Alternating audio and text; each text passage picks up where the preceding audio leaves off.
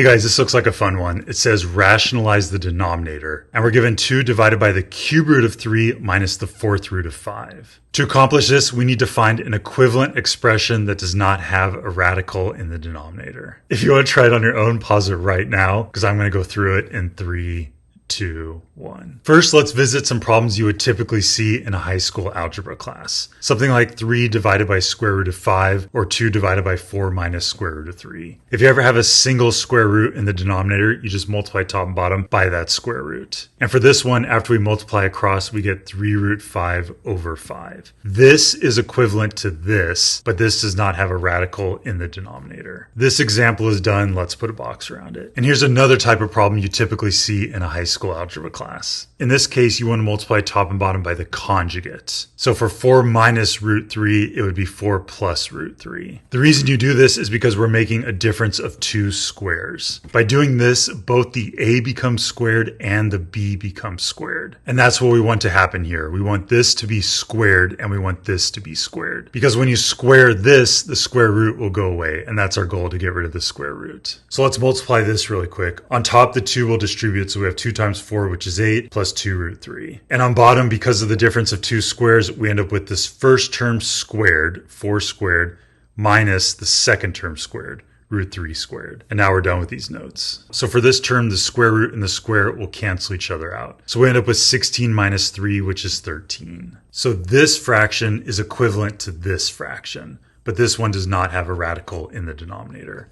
Let's put a box around it. Now, how are we supposed to do this scenario? Since the denominator is a binomial, we're going to do something like this one. This strategy was based off of the difference of 2 squares. And that's because we needed to square this square root. But just squaring is not going to work for these. So we got to go bigger than difference of 2 squares. There's an infinite number of difference of 2 nth powers. There's a difference of 2 cubes, there's a difference of 2 fourth powers, and there's a general case, the difference of nth powers. So here's the formula for the difference of 2 cubes. This would work great for the first term, but it won't work for the second term, because cubing would not get rid of the fourth root. And here's a version of the formula for the difference of 2 fourth powers, and that would work great for this term, but it won't work for this term. We're going to have to find something bigger that will work for both of these terms. Here's the notes for the difference of 2 nth powers. You'll notice that all of these contain an a minus b. That's this right here. This will always be your a minus b. And then this other part is what you would end up multiplying it by to change it into these. So we know none of these are going to work. So let's focus on this part. So what value of n are we going to want? One way we can think of this is rewrite the cube root of 3 as 3 to the 1/3 power, and rewrite the fourth root of 5 as 5 to the 1/4 power. This is the a minus b. That's what's going to go right here. And what power n do we need both the a and the b to be exponentiated to? 12. 12 will clear both the 1/3 and the 1/4. So we're trying to get a to the 12th minus b to the 12th. And here it is right here. Here's the a minus b, and it ends up being a to the 11th plus a to the 10th b plus a to the 9th b squared, all the way down to a b to the 10th plus b to the 11th. This came from these notes right here. You'll notice the exponents of the a go down 11, 10, 9, 8, 7, 6, and so on. And the exponents of the b goes up. This is b to the 0, b to the 1, 2, 3, 4, 5, and so on, until you get all the way to b to the 11th. Now that we have this, we should be done with the notes. And I think we're also done with this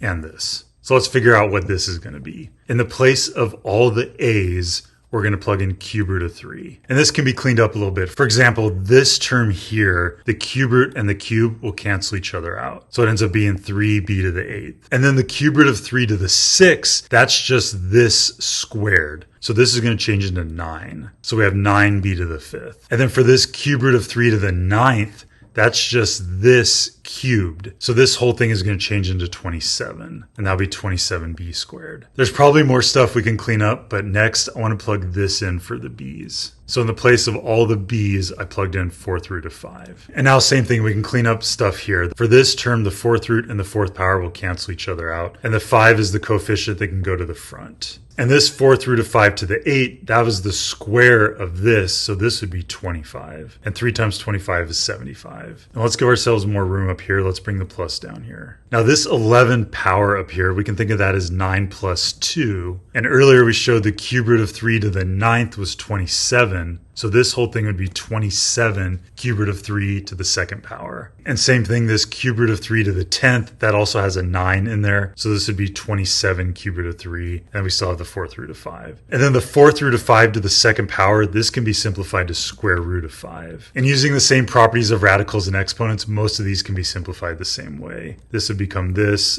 would be that, this would be this one would be this, and we can go further, and this can simplify to that. We got this one, this is done, this is done, this one, this is done, this one, this can be simplified again, and then the last one can change into that. So that was just cleaning it up with properties of exponents and radicals. And I just realized we can go even further. This 3 squared can become a 9 inside there. And same thing for this one. And this could be a 125 inside here. This squared can make this a 9. And then this 3 exponent would make this a 125. This would be a 9, and this would be another 125. Okay, now I think we're done. I don't see any other ones. To rationalize this, we're going to multiply top and bottom of this by this. And now let's do the multiplication. 2 times all of this will multiply all the coefficients by 2. The 27s became 54, 9 became 18, and so on. And then on bottom, the way we prepared this, it's going to give us this to the 12th minus this to the 12th. If it helps, we can rewrite the cube root as the 1/3 exponent, and 1/3 times 12 is 4. So this is 3 to the 4th power. And then for this one, same idea. We can think of the 5 as 5 to the 1/4, and 1/4 times 12 is 3. So the second term is 5 to the 3rd. 3 to the 4th is equal to 81, and 5 to the 3rd is 125. And 81 minus 125 is negative 44. And I'm just realizing we probably shouldn't have distributed this 2. Let's factor the 2 back out. And the 2 on top and the negative 44 on bottom will become a negative 22 on bottom. And this 1 isn't doing anything. Let's pull the negative to the front of the fraction, and this is the answer to our question. Let's put a box around it. This fraction is equivalent to this fraction, but it does not have a radical in the denominator. And here's how we did it. How exciting.